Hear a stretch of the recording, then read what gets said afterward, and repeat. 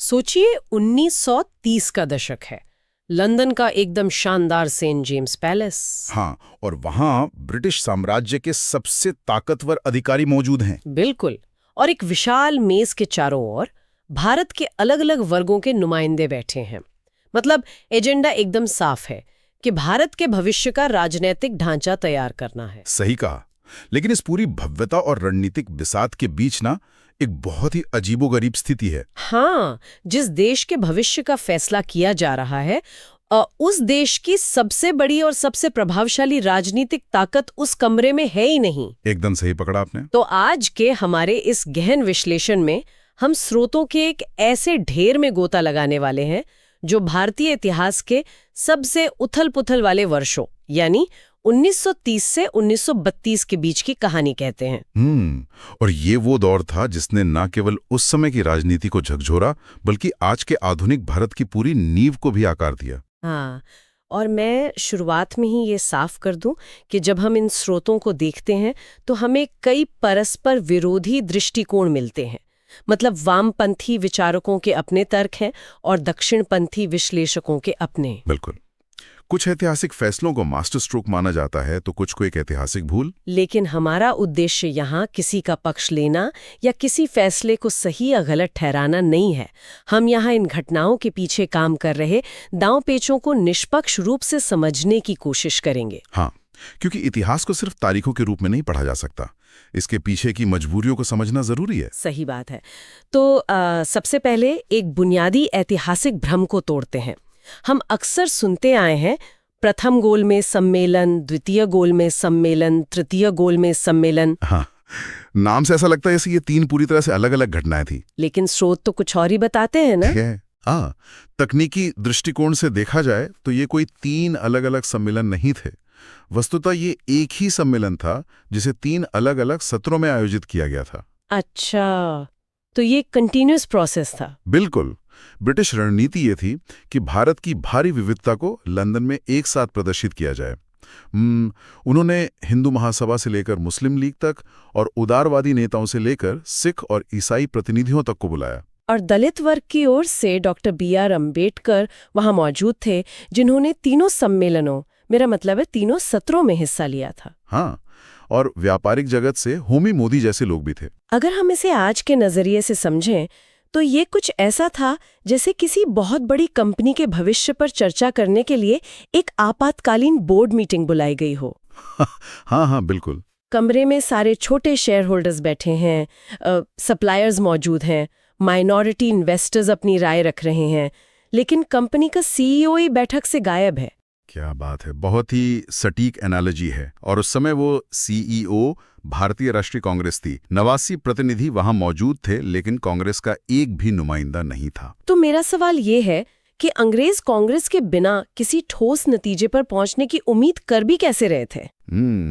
सच कहूं तो वे ऐसा कर भी नहीं सकते थे, और यही पहले सत्र की सबसे बड़ी विफलता का कारण बना। अच्छा, ब्रिटिश सरकार की शुरुआती रणनीति थी कि कांग्रेस को साइडलाइन करके एक नया नेतृत्व खड़ा किया जाए। लेकिन जैसे जैसे सम्मेलन आगे बढ़ा, ये साफ हो गया कि कांग्रेस के बिना कोई भी समझौता भारत की सड़कों पर लागू नहीं किया जा सकता। मतलब जमीनी हकीकत कुछ और ही थी। बिल्कुल। और इसी विफलता ने ब्रिटिश अधिकारियों और तेज बहादुर सप्रू जैसे भारतीय उदारवादी नेताओं को बेचैन कर दिया। और यहीं से उस गतिरोध को तोड़ने की कोशिश शुरू होती है। सप्रू और जयकार ने मध्यस्थता करने का फैसला किया, जिसके कारण 5 मार्च 1931 को एक ऐसा समझौता हुआ जिसने पूरी दुनिया का ध्यान खींचा। हाँ, गांधी इरविन समझौता, जिसे हम दिल्ली समझौता भी कहते हैं। सरोजनी नायडू ने इन दोनों को दो महात्मा कहा था। मतलब एक भारतीय विद्रोही नेता और ब्रिटिश साम्राज्य का प्रतिनिधि अब बराबरी के स्तर पर बातचीत कर रहे थे। और ब्रिटिश साम्राज्य के कूटनीतिक इतिहास में ये एक असाधारण क्षण था। इस समझौते का सबसे बड़ा लक्ष्य था किसी भी कीमत पर कांग्रेस को दूसरे सत्र के लिए लंदन लाना, जिसके लिए ब्रिटिश सरकार को काफी रियायतें देनी पड़ी है ना। हाँ, लॉर्ड इरविन ने सहमति दी कि जिन राजनीतिक बंदियों पर हिंसा के आरोप नहीं हैं, उन्हें रिहा कर दिया जाएगा। भारतीयों को समुद्र किनारे नमक बनाने का अधिकार मिल गया, जो कि एक बहुत बड़ा प्रतीकात्मक कदम था। बिल्कुल। और महिलाओं को शराब की दुकानों पर शांतिपूर्ण धरना देने की अनुमति मिली और जब्त संपत्तियां वापस करने की बात भी मानी गई। लेकिन अगर हम कांग्रेस की तरफ से दी गई सहमतियों को देखें तो मुझे एक बहुत बड़ा विरोधाभास नजर आता है। वो कैसे? देखिए, गांधी जी ने अपना सबसे बड़ा हथियार सविनय अवज्ञा आंदोलन स्थगित कर दिया।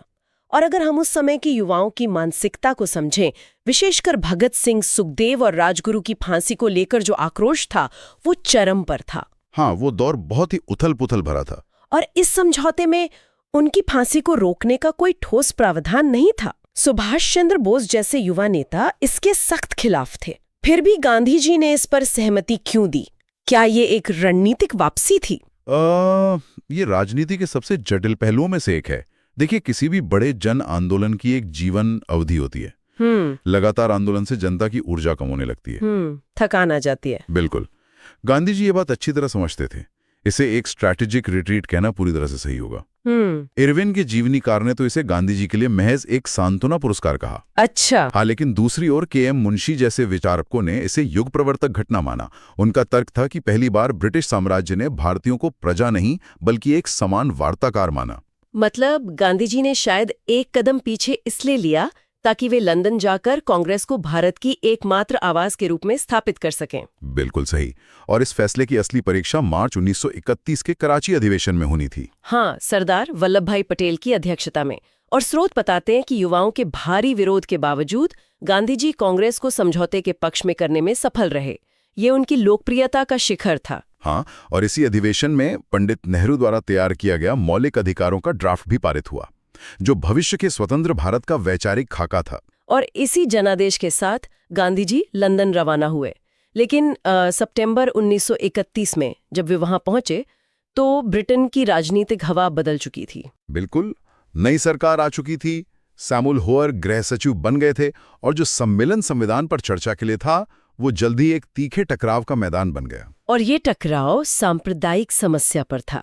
सबसे तनावपूर्ण क्षण वो था जब डॉक्टर अंबेडकर ने दलितों के लिए पृथक निर्वाचक मंडल यानी सेपरेट इलेक्टोरेट की मांग रखी। हाँ, और गांधी जी ने इसका अडिग विरोध किया।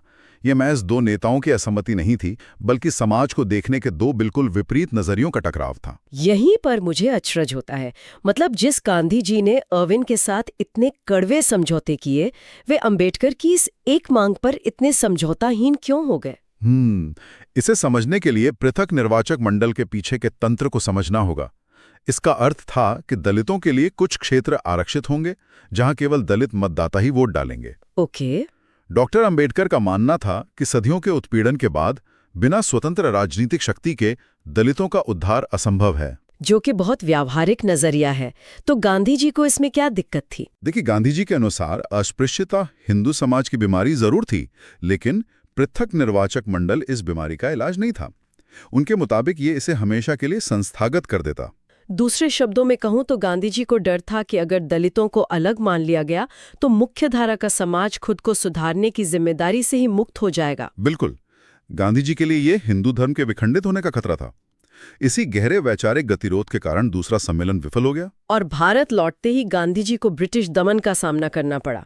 नए वाइसरॉय लॉर्ड बिलिंगडन ने गांधी जी से मिलने तक से इनकार कर दिया। हाँ, और जनवरी 1932 में जब दूसरा सविनय अवज्ञा आंदोलन शुरू हुआ तो सरकार ने उसे बेरहमी से कुचल दिया। सारे बड़े नेता जेल में।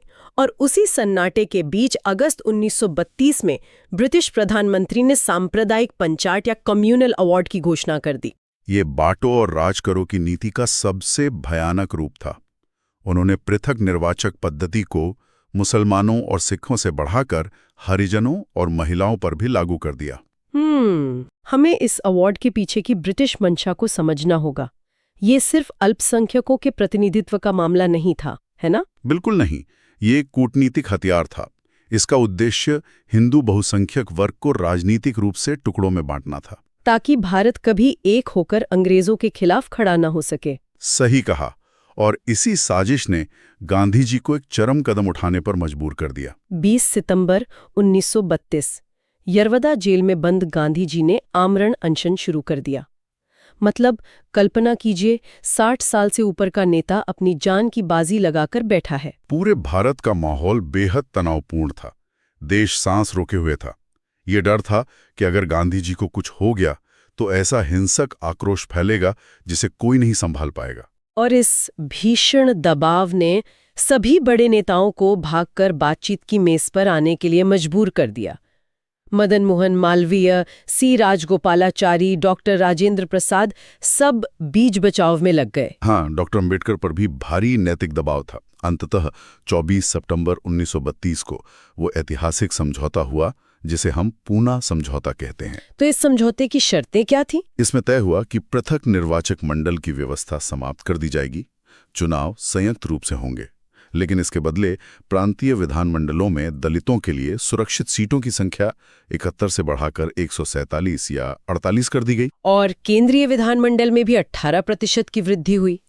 लेकिन यहाँ एक बहुत ही दिलचस्प ऐतिहासिक तथ्य है। कौन सा? इस समझौते पर डॉक्टर अंबेडकर ने दलितों की ओर से और मदन मोहन मालवीय ने हिंदुओं की ओर से हस्ताक्षर किए, लेकिन जिस इंसान ने इसके लिए जान दांव पर लगा दी, यानी गांधी जी, उन्होंने स्वयं इस पर हस्ताक्षर नहीं किए थे। अरे हाँ, इसके पीछे गांधी जी की बहुत स्पष्ट सोच थी। वे खुद को केवल सवर्ण हिंदुओं का प्रतिनिधि मानने से इनकार करते थे। अच्छा, वे खुद को पूरे राष्ट्र का प्रतिनिधि मानते थे। बिल्कुल। ये समझौता सवर्ण हिंदुओं और दलित वर्ग के बीच था, इसलिए उन्होंने मालवीय जी को आगे किया। उनका अनशन बंटवारे को रोकना था, किसी एक गुट का हस्ताक्षरकर्ता बनना नहीं। ये बात उस दौर की राजनीति की जटिलता को कितने सटीक ढंग से सामने रखती है। और अगर हम सोचें तो आज भारतीय चुनावी प्रणाली में जो आरक्षण की व्यवस्था है, उसका बीज इसी पूना समझौते में बोया गया था। बिल्कुल। इसने न केवल गांधी जी की जान बचाई, बल्कि समाज को बंटने से रोका। इसके बाद तीसरे गोलमेज सम्मेलन में भारत सरकार अधिनियम 1935 का खाका तैयार हुआ। हालांकि कांग्रेस ने उसका बहिष्कार किया था। हाँ, पर उसी अधिनियम ने आगे चलकर हमारे स्वतंत्र भारत के संविधान का बड़ा आधार बनाया। तो ये 1930 से 32 का सफर कितना असाधारण रहा है। दिल्ली का समझौता, लंदन का टकराव, यरवदा जेल का अनशन और अंततः पूना समझौता। ये यात्रा हमें सिखाती है कि राष्ट्र का निर्माण सीधी रेखा में नहीं होता। बड़े बदलावों के लिए दोनों पक्षों को अपनी जिद छोड़कर कोई बीच का रास्ता निकालना ही पड़ता है। बिल्कुल सही बात है। और आज के इस गहन विश्लेषण को खत्म करने से पहले मैं एक विचार आपके जहन में छोड़ना चाहती हूँ। हाँ। जरा सोचिए, अगर उस समय पूना समझौता नहीं हो पाता और पृथक निर्वाचक मंडल की व्यवस्था लागू हो जाती, तो क्या आज का भारतीय समाज बिल्कुल अलग नहीं दिखता? क्या जातियों के बीच की खाई कभी भर पाती? बहुत ही गहरा सवाल है। हाँ, इसी विचारोत्तेजक सवाल के साथ हम आज की इस चर्चा को यहीं विराम देते हैं। इतिहास के ऐसे ही अनछुए पहलुओं के साथ फिर मिलेंगे।